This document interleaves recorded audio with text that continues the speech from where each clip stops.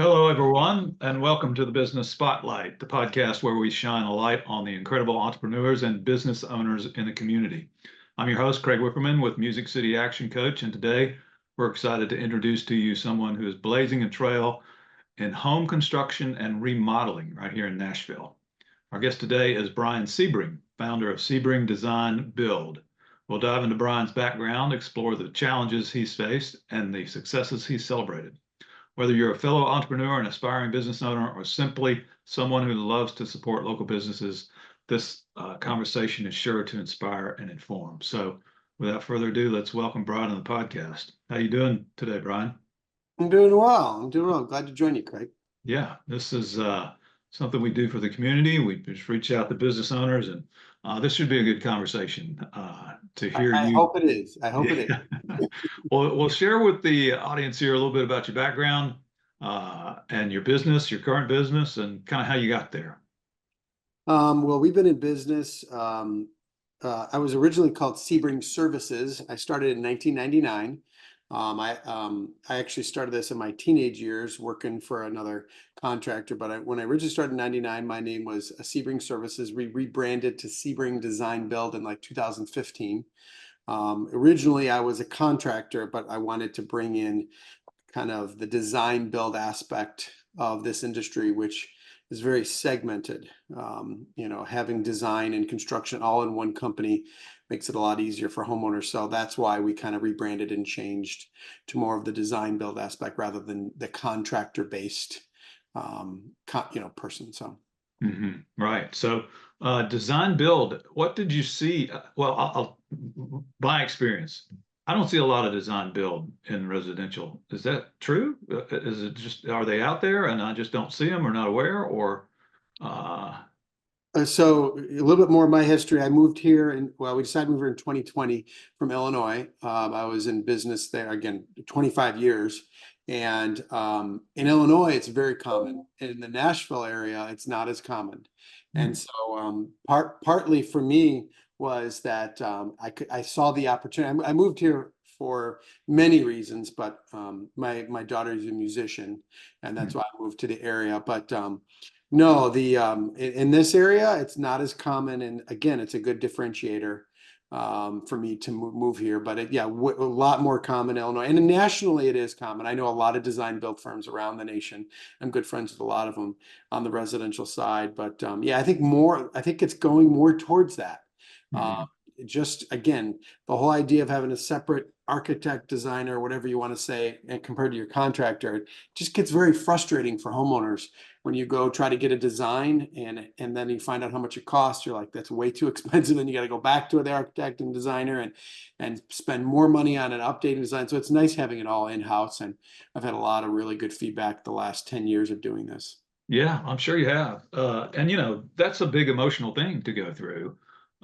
Remodeling your house, something personal like that. And I can imagine we haven't we put an addition on, and you know what?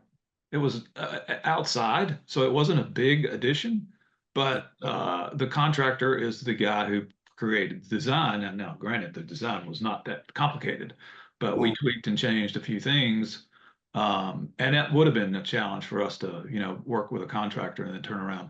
I mean, work with a designer and then turn around and work with a contractor. But I'm curious, why hasn't it, in your mind, why hasn't it taken off more in Nashville? It just seems like the clientele out there would navigate towards kind of a full service like that.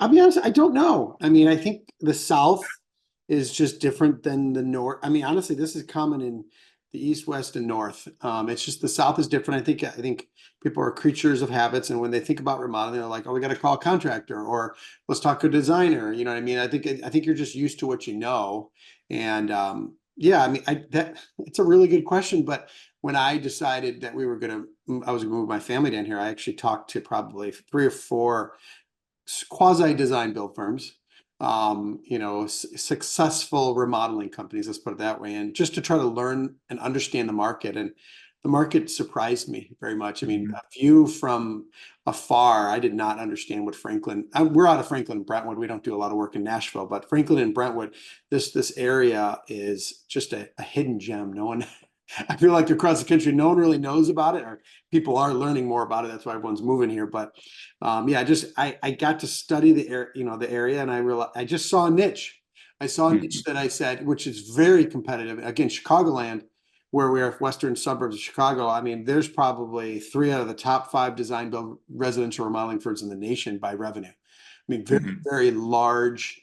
I have 3 or 4 designers at a time, typically that work for a company my size, and they'll have 30 to 40 designers working for them. So there is definitely more, in that area, there's a lot more competition in that. So bringing that to here was like, wow, it's an easy differentiator that no one else is really doing, and it really helps clients. I mean, it really does.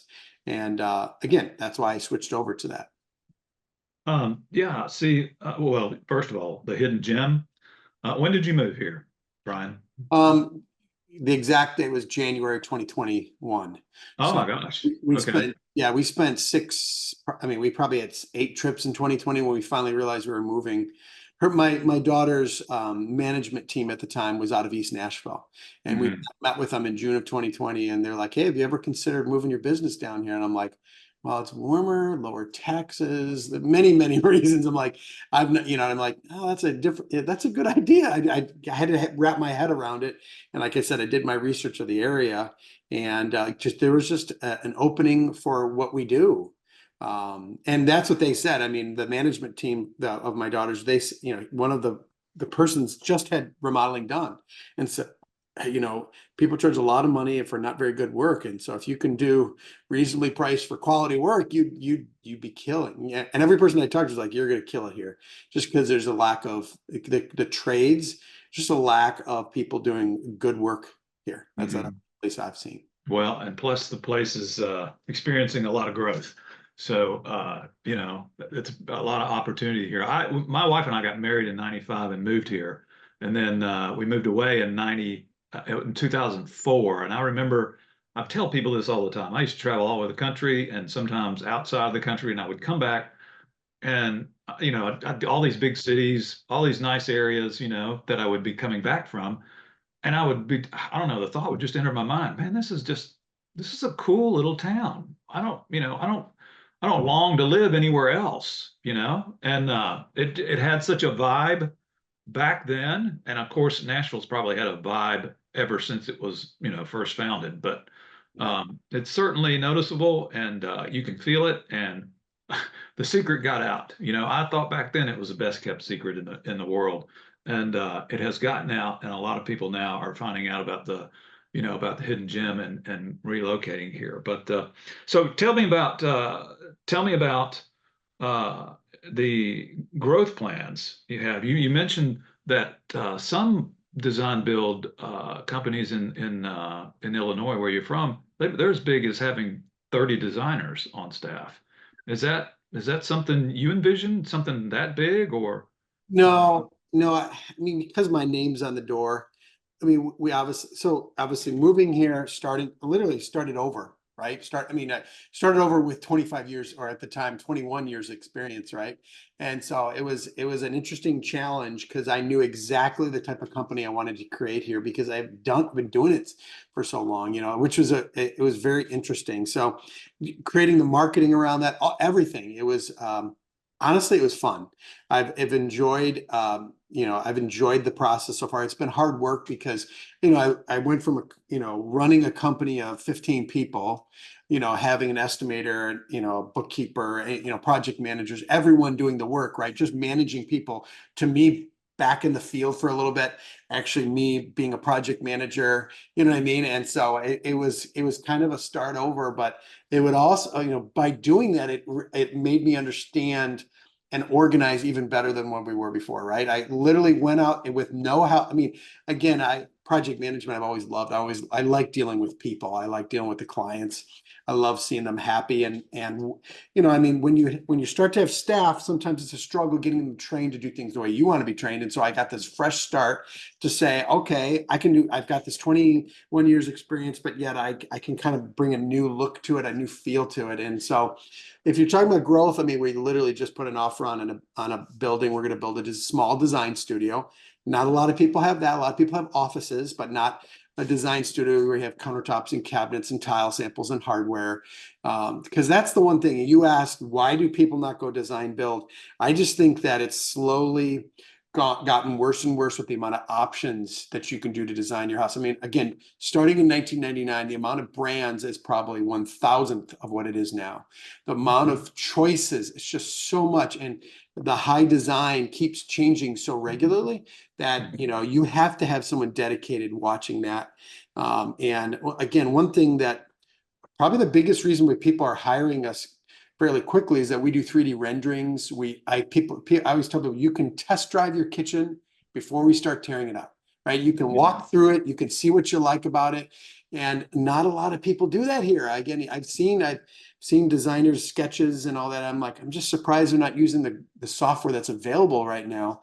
And so it's just bringing technology. I mean, we scan homes rather than measure, right? We do 3D scanning on our phones, and it automatically, it saves in times because they send us the existing condition drawing so we can start right away. Like there's so many things that I'm not seeing necessarily a lot of people doing here, and I'm just kind of shocked, to be honest with you. So, Right. but anyway. Well, so you have carved out a niche, it sounds like, as much of a niche as it is because nobody else is doing it. And it seems like the more you could market yourself, the more business you could bring in. Um, so I don't know. I'll ask the same question again. Where do you see your growth plans? Where do you see? Where do Um, you? so that it's a loaded question because I'm a step-by-step person, right? I Yeah. certainly have 5-year goals. And, revenue is, I mean, size of company, I'd like to get back to where we were in Illinois, probably 15 employees. And I mean, right now I have 6 employees. Hmm. And yeah, I mean, part of it is I want a company that people want to join. People want to hop on the bus. You know what I mean? And so when you're small, the smaller you are, the less you can offer to people. Like, we have a health insurance and a 401k program and all those things, that are harder for a really tiny business to do. But I came from a little bit larger. Again, it's not large, but it's large compared to in construction industry. 90% of construction companies are 1 or 2 man shows and across the nation. So I'm large for that, but not large compared to some of the bigger design builds. But yeah, um, growth wise, obviously, I want to get back to having, someone that's dedicated to all the job, do it in a timely manner, keep clients happy, that sort of stuff. But I believe in slow growth. I don't, again, it's been our first project here was early 2022, right? The first year I was flying back and forth to Chicago, Nashville, running the job, running that business in Chicago and slowly growing it here. But it's been a really good, fast growth. That's why I ended up closing down Illinois, just because I wanted to be here. Like you said, every time I flew into BNA. I love the Nashville airport compared to Midway or O'Hare, just everything. We drive in and we're like, well, we still go back and forth because we have family there. I'm like, we just love coming into town. We love flying into town, so yeah, that the focus isn't about revenue for me. Hmm. The focus is more about sustaining a really successful company that keeps bringing in all those 5-star reviews so we keep Hmm. growing, right? It's keeping clients happy and slowly growing to the point where we're a name, because we were a name in our area for 25 years. People knew us by Sebring. Oh, we're talking to Sebring to do our kitchen or our whole house project, so we're going to be there. It just takes time to get your name out there and grow. So Yeah. Yeah. Yeah. So you had an interesting opportunity. You had the opportunity to start over. What learnings did you have from what you did previously? What did you do differently when you started over down here in Nashville? I think the first, I always tell the first year being down there, I probably met and interviewed 150 subs, tradespeople, contractors, builders, you know what I mean? Like builders. I'm telling you, that was the biggest thing is that when I first was in business in 99, it was very different than what it is now. Probably the biggest thing I've learned in the last 10 years is that there are so many people that are doing things alone. And I've got to, it's like they're literally, I'm going to beat the whole world instead of saying I can be friends with my competition. I can connect, I can meet people.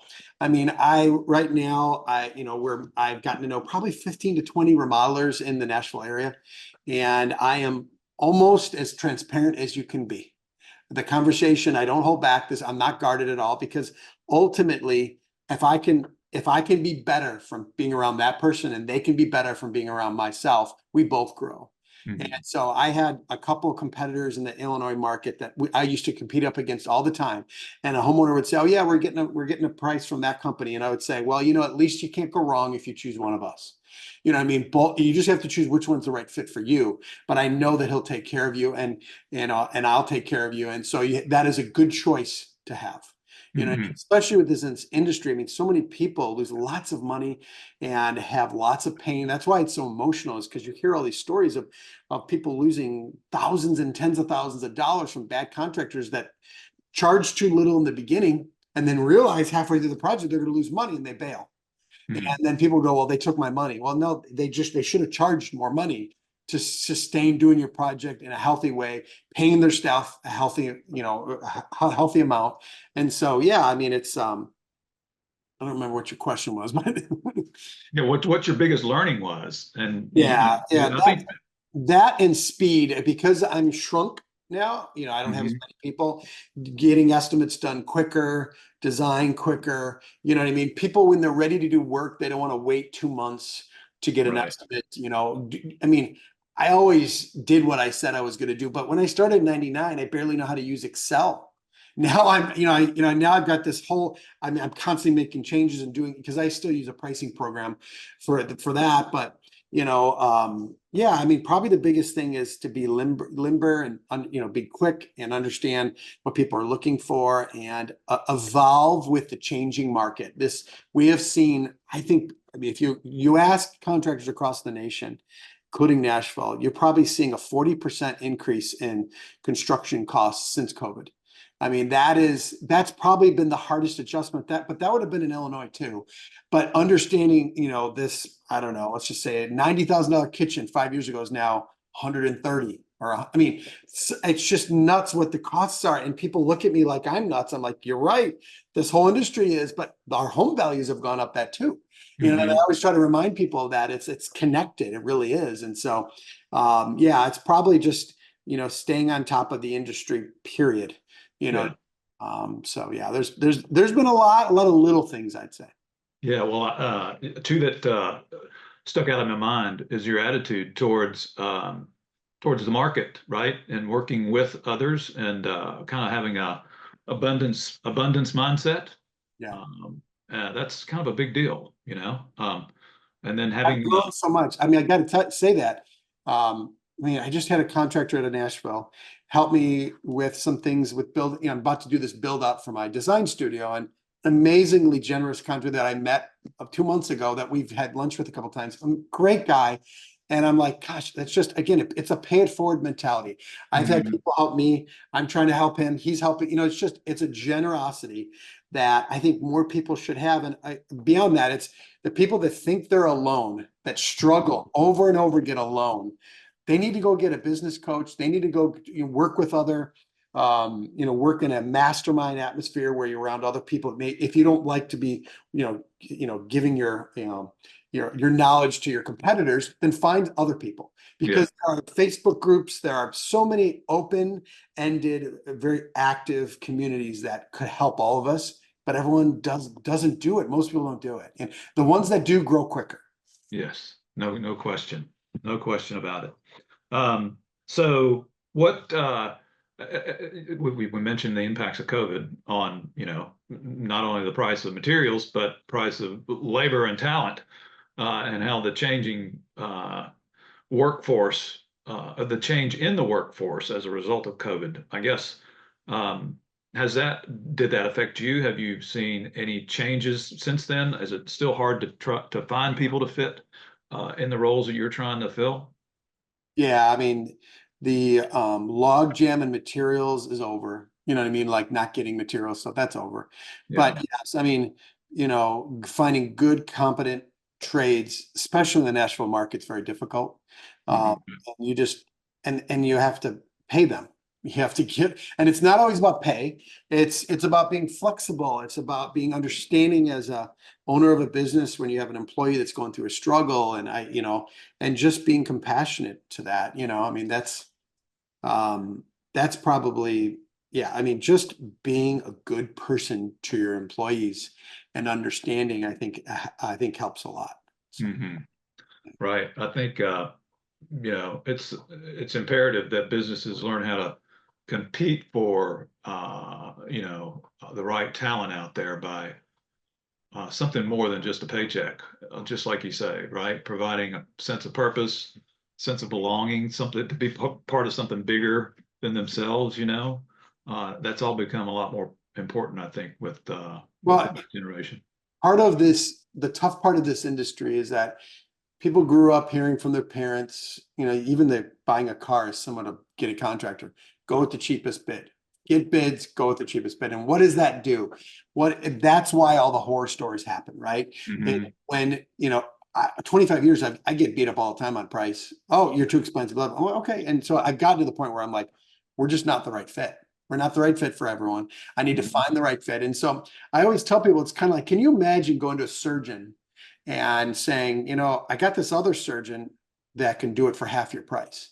No, you're going to say, I want to find the best surgeon I can, and I'm willing to pay it. You know what I mean? Well, health insurance is a little different portion of that discussion, but when you deal with remodeling, most of the time, when you hear of the horror stories, it's a poor decision on who they hired. It's Hmm. usually based on numbers and not on gut, professionalism and all that stuff. And so that directly reflects pay in this industry, right? And so Hmm. someone like me that is probably paying at the higher level, right? Because I want good people that do what they do well. People are going to have to pay for that, and sometimes they don't want to. I totally, Hmm. I totally get it. I don't fight it. I try to refer other people if it makes sense, if it's not a right fit. Financially, it's hard because most of the people I know, are going to be more of the professional design build firms that are going to be similar in price, right? I mean, Hmm. the smaller, out of the back of their pickup truck guys, that don't have a lot of overhead, they tend to go out of business. I mean, I think it's something like 90% of contractors out of business in the first 5 years of when they start. Hmm. And then Hmm. like 95 the next five. I mean, it's nuts the percentages on the failures in this industry. And it's all because they're getting beaten up from one end for price, and they can't find good people to fill that role because they have to pay more, but they can't because they can't charge it because the home, you know what I mean? It's this Right. vicious cycle. And so a lot of homeowners don't always think of the other side of it. They just think of, why is this bathroom costing this amount of money, or this house, why is it all costing so much money? So Right. Well, share with us your structure. Um, you don't have, or do you? Do you have actual contractors that are on your payroll? That's kind of not the right question. Do you have people who actually build the structure on your payroll, or do you have contractors that you're aligned with strategically and you work with?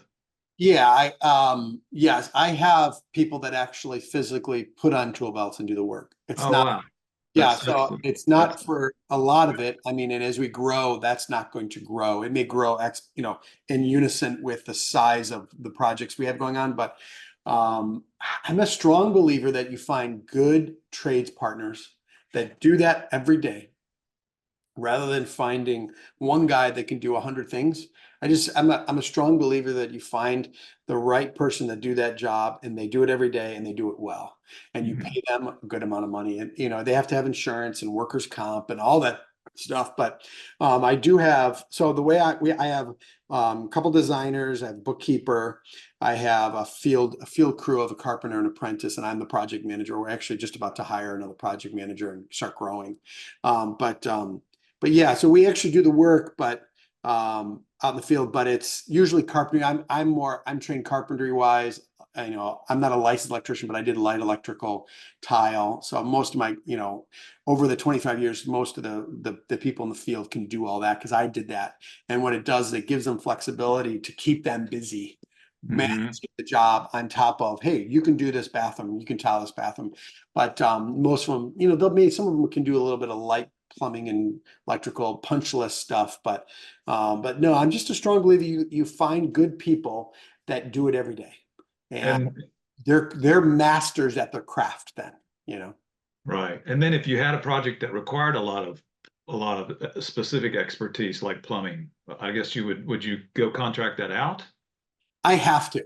Yeah. So, so yeah, the person that works for me, he's more of what they call a lead carpenter. That's a trade term where he's on the job doing carpentry, managing. You have to, unless you're doing a pull in like a basic remodel.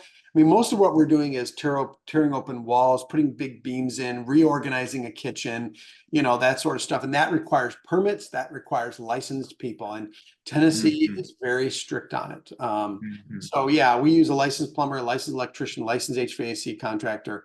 There's no licensing for carpenter and that sort of stuff. But yeah, I mean, he's there managing them. He is the detailed, making sure it gets done right, that sort of thing. If not, we redo it, right? If it's not done right, we make it right. I learned that years ago when I was in my early 20s, that if I need to tear out things to make it right, we have to do it. It's got to be right.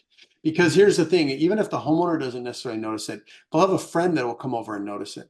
And because we get most of we do marketing, but most of our work is from referral. And when people, and it's not just word of mouth, people come and see the work and they go, holy cow, that looks amazing. Who did you use? Right.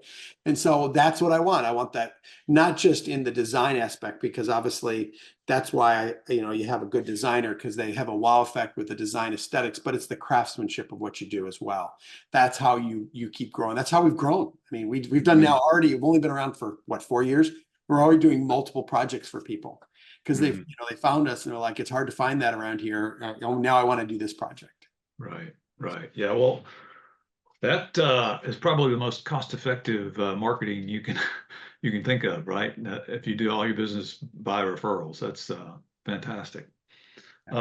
Take us through the sales process. Yeah, I think I saw in your video you have an interior designer, and she sounded like she really gets involved with the clients and helps them pick things out. She said actually goes out and I guess shopping with them and looking at what different types of whatever it is that gets placed. Tell us about how that works. So yeah, when we get a call, I normally ask the who, what, why, where, and how much of their project, right? Hmm. Who are you? Where are you located, right? Because we only have a certain area we are. Um, how much do you want to spend, right? A lot of people don't know that. So a lot of that first couple conversations is getting to that as quickly as we can, at least giving people a range. That's probably the hardest thing in this industry because there's nothing stock anymore. There's nothing standard. Everyone thinks my bathroom shouldn't cost that or my kitchen shouldn't cost that. I'm like, every kitchen's different. You know what I mean? So it's hard to just throw out tight numbers on a first meeting. So she'll go out and meet with people. She'll maybe show them other projects. Let me show you this one. She pulls up our 3D renderings and pictures. This is what their issue was. This is how I fixed it. This was the renderings that we came up with, and people start to see the difference between who we are and what we do. And so we do a two-step process. We call it discovery and then design. Discovery is scanning the house, taking measurements, talking over what they want, listening a lot. Good designer, a good contractor listens, doesn't talk. I mean, listen twice as much as you talk. And so asks a lot of questions, clarifying questions, because we're not designing our bathroom or kitchen. We're designing yours. So we need to figure out what you want. And sometimes we have to pull it out of people, right? We need to ask the right questions to get to that, because that's why if you look at our portfolio, every kitchen one's modern, one's traditional, one's modern farmhouse. They're all different because my designer doesn't have an aesthetic that she always does. Like she's like, no, I listen to what people want, and we provide designs and ideas for what they want. And so we do it with that. The first step is discovery. Normally that is about 1 to 2% of a big range. You know, we do a preliminary, we don't give out the drawing, we do a scan. We meet with them, whether it's on Zoom or in person, and we go through one rendering, maybe two if we have another idea. And then we come up with a really tight a 5% estimate, a range, and say, okay, this is where you're going to be. If you do this exact thing, you'll be within your range. If you change it, it'll be more. And then the requirement after that is to give us a design fee, 5% of the cost. And so they will give us 5% of whatever range. If it's a $100,000 project, give us $5,000. And so she then starts meeting with them, starts to get down to the details and talk about how they use their kitchen. And do you want a pot drawer here? Do you want garbage here? Where do you want? I mean, giving her expertise, but also talking about how they use their current kitchen and what they do and don't like about it. And then, I mean, part of the reason we want a design studio is that so people can come in our design studio and pick probably 80-90% of what they want in one spot, sometimes in one meeting. And so right now we are using, I call it Designer Row in Nashville. There's a couple block radius where you've got plumbing, tile, and she does shopping with them. And she goes around and picks things out. And sometimes we have homeowners that are really busy. They don't want to go shopping. And so what we ask them is to do a little homework and say, okay, you got to give us your aesthetics, give us what you like. And then she reduces that down and she does the shopping for them. And there's one homeowner that was super busy and she was doing her whole house, and we set up her dining room table by room. She had 4 bathrooms that we're doing in a kitchen, and we laid out each room, all the aesthetics. We put tape in between it and we labeled the room. And every day we'd be bringing more stuff in to show that at night. She's like, I kind of like this tile, I don't like that tile. And she would just do it over messages, and that worked out really well too. So everyone's kind of got their own. Some people like to see kind of what's out there. Most people, our ideal client is someone who goes, I am overwhelmed with the millions of options. I need help narrowing it down. I need your expertise. And that's a good client for us, someone that wants that help. I always say it's kind of like white glove service or concierge type service. So through that process, then we do an exact contract with everything selected. If you notice, before we even start, we know exactly what the cost is going to be. It's a fixed price, no surprises contract. And so that means that if we have to open up some walls during that process, we will. I'd say no or low surprises. I mean, we rarely have something that we start demoing. Oh, by the way, you have this extra cost. We just don't get that because we plan ahead. And so then I present them a contract, and we give that design agreement as a first payment towards the project if they sign within 2 weeks of us presenting the contract. So, there's really, if they think they're going to use us, there's no reason not to start that process and move forward with that. Now, if they say we're not going to do the project, if they decide we're going to wait 2 years, we take that fee to pay for all the time that we put into all the designs and drawings and all the estimating. So that has worked well. People have, again, around here, not everyone's doing that. And a lot of people really like it because now once you get a design, we'll give you the renderings. We'll give you whatever you want. If you want to walk away, we're a design build. We only normally do projects that we design and build. But, if people really don't, if we're not, cohesive, I mean, it's very rare. But if it's not melding, they can walk and take it to someone else and go work for somebody else if they really want to. But yeah, 90, I think our close rate from design agreement, it's like 95%. You know what I mean? After they get to know us more, I always say it's kind of like dating before you get married. You dip your toe, understanding who they are, getting to know them a little better. And actually, if anything, people grow in their wanting to work with us just because they get to know us as people, as human beings, as family people, not just at a first appointment, if you know what I mean. So right. Well, it's a two-way street too, right? You get the opportunity to see what they're like to work with and whether or not. Very smart. That's very smart. And most homeowners don't realize when they're meeting with contractors, they're interviewing you too. A lot of people believe, they're like, why didn't he call me back? Yeah, man, that's wrong to do. I always call people back. I always try to refer somebody else if we're not the right fit. But the reason why contractors don't call you back is because they heard something in what you said that's not the right fit for them. And I'm not trying to be rude, but that's really what it is. And so Hmm. most people, think that they're going to call them in and everyone wants to do this project. Not necessarily, because they want to understand, okay, is the homeowner going to be great to work with? Are they going to be yelling and screaming at every little problem? And you know what I mean? And so everyone interviews, it's a very smart comment you made there, and most people don't realize that. Yeah, yeah. Well, I mean, it's incumbent upon the business to work with and find good customers. And you're doing that, it sounds like, right? If you've got people coming back Yeah. and wanting to remodel other parts of their home and they're referring you out, then those are the types of customers you really want. But, Um, and one thing that I've been surprised, because my mentality is when someone calls for a project, my whole mentality in that phone is, are we the right fit? We're not mm, always the right fit, right? It's not, when can I come to your house? It's, let's talk about it. If we're not the right fit, I will go out, bend over backwards to try to find someone that fits better. You know what I mean? mm, I had someone that recently wanted to do their kitchen and they wanted to keep all their cabinets except one, but they wanted to do new countertops and sink. And I'm like, we're just not the right fit. We're a redesigning company, you know. mm, And I gave him the name of someone else that I knew that did that. And he was very thankful. And he's like, I just appreciate your generosity. I'm like, that's the least I can do. It's all paid forward, right? I mean, it all comes back to you in the end. And people start positive talking about you. I talked to this one guy and we weren't the right fit for him, but he referred us to the person that we used, and that was perfect. So, I mean, I've just learned not everyone can find someone that they know will do the work. And so that's why I've said I've met with so many people over the last 3 or 4 years to get to know good companies. And mm. and then, I always tell people, vet them just like you always would. But this person I know is a good person and I've seen their work and it's good. And you could at least call them and you do your own vetting as well. Mhm. Right. Perfect. So, Brian, things are going well for you here. It sounds. What's your biggest challenge that you'll face here, or what is it that you worry or are concerned about? Hmm. That is a good question because um, probably in the beginning is just getting my face in front of people, right? Name recognition, branding. I'm definitely pouring some money into that just to get your name out there Mhm. as a premium luxury interiors remodeling firm. And then just probably knowing where to grow in the right way.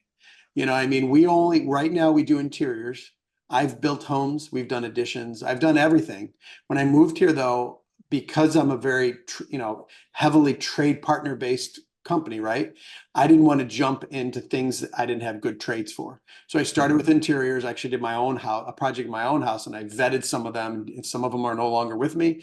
A lot of them are. I talked to other contractors that I knew, and they gave me some names and all that stuff. So it's growth that is, because I'm getting some people that are wanting me to do more. They want me to do exteriors. They want me to do additions. And so I've got friends that I refer here and there, but I've had some people like, no, how about you come out? I want to talk to you. And I'm like, because they, what I mean? Because if you go on my website, you can see we do everything, but it's marketed very specific to interiors right now, Mhm. but you can find more than that. And so people want to go with someone they can trust and connect with. And when you get someone on the phone that you feel like you connect with, you don't want to get them, off the phone. I had someone yesterday do that. Like, well, how about we just meet? Maybe this, I mean, it's a huge whole house project. She was awesome, awesome person. And that's hard for me. I'm like, I don't want to say goodbye to an awesome person that I would love working with. Cause for me, it's about relationships, right? It's like, Yep. if I Yep. find a good person, to work with, I mean, like I said, I'll bend over backwards for that person. You know what I mean? And so many people get stressed at construction and don't trust their contractor. But when I have someone that from the beginning is trusting me based on my reviews and our conversation, it's like I just tackled a big hurdle within that relationship. I just finished up a project for a client in Brentwood, and I just said, I just want to let you know it has been a joy to work for you. You're kind, you're gracious, you're patient, and you trusted me. And look at, we got done fast, quick, and amazing quality. And she said, I appreciate you saying that because that's just my Southern upbringing, right? She's kind to people. I'm like, but not everyone here is kind to people. Not everyone, you know what I mean? And so my thing is that I want to work for people that are kind to everyone.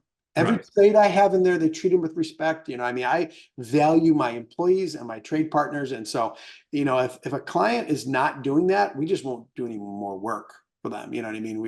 We're humble, we're quiet, we don't yell, we don't scream. We just like, okay, we'll finish the job and just put our head down and you know what I mean? So every business picks and chooses who they work for, and even remodelers. And so, yeah, I mean, probably so getting back to your question, growth in the correct ways, because man, you know, you can grow too fast and go out of business very fast and have a lot of unhappy people.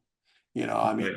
that thing when I closed down my business in Illinois this year, and I still occasionally get a call for warranty, and I still am doing warranty calls for a business that's closed in another state. Wow. That's the type of person that you want to do your work for, is someone that stands behind their work. I got a text from a client yesterday, and I'm calling my old electrician. I'm going to pay him to go over there and fix it, even though I'm not in business there anymore. Because you know what? It all comes back to you. You do the right thing, even when you don't have to do the right thing. I don't have to. I can just ignore all the phone calls, but I don't, that's not me. You know what I mean? Yeah, that's it. I'm Brian. That's it. I'm like, you could do that. You could walk away from it, but I have a feeling you probably wouldn't sleep well at night. Exactly. Exactly. I mean, everything. I don't sleep well at night. I'll be honest. So when I have a Mhm. client, and that's part of the reason why I really try to do my due diligence finding good people to work for, because when I don't sleep. I mean, Mhm. they're upset with things that I necessarily can't control. Because like I said, we bend over backwards for people. But if I can't control their emotion on a project, I don't sleep. I get stressed, you know, and my staff does too. I've got Mhm. staff that wants people happy, and they do the same thing, and they see their stress. And I mean, I always, it's a horrible term, but we've fired clients where we've taken their design agreement and handed it back and said, I know we've spent hundreds of hours. Here's your money back, Mhm. because it's not going to be a right fit. You know, when someone, the one thing I say to people when someone signs that contract, I'm like, just so you know, something is going to happen. You're dealing with hundreds of human beings on a large project, like, you know, like a whole house or kitchen, from delivery people to tradespeople to vendors, from dumpster guy, delivery guy, you name it, hundreds of people. Some human is going to make a mistake. But, Mhm. but if you don't trust me that I will stand behind my work, we will fix whatever there is, don't hire me. I don't, Mhm. it's too much stress for both of us.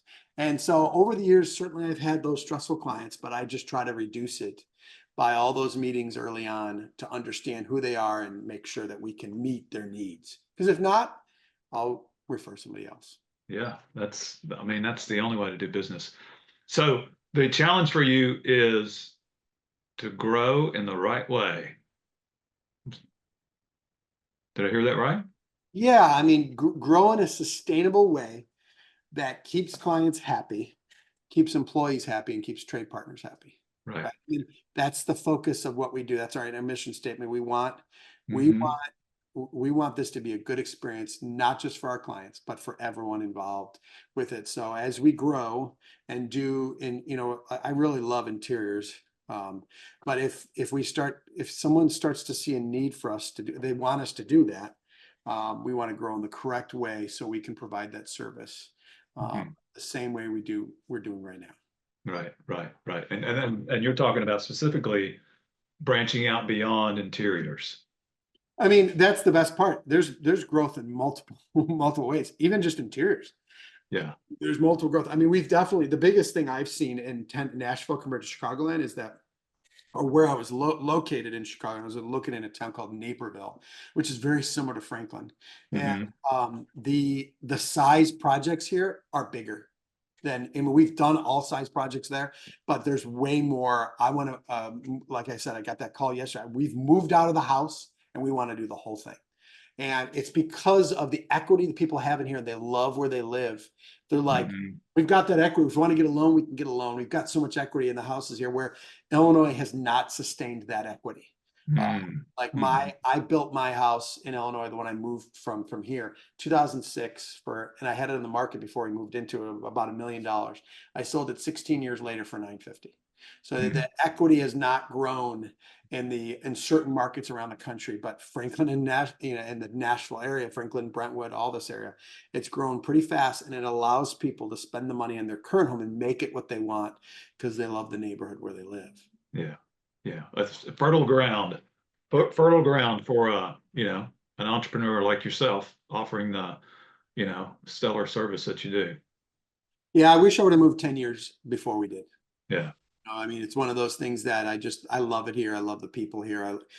Faith is a big portion of this culture in this area where we wasn't as much in the area. Was, I mean, there's a church in every corner here. You know what I mean? It's Yeah. just, and so a lot of things I had in common with people from this area. And that's why I wish we would have found, I didn't know. I had never been to Franklin before 2020. Wow. Yeah. Franklin has changed quite a bit, but it's still, like we were talking earlier, it's still got a vibe. Franklin and the Nashville area does too. So, I um, agree. Yeah. but Bryan, it's been great chatting with you, man, and learning more about your business and your company and yourself, and how you're conducting business. I wish the best of luck to you. Appreciate it. It was good to talk to you and good to meet you. Nice to meet you too. We'll talk again soon. How's that? Yeah, that sounds good. All right. Take care.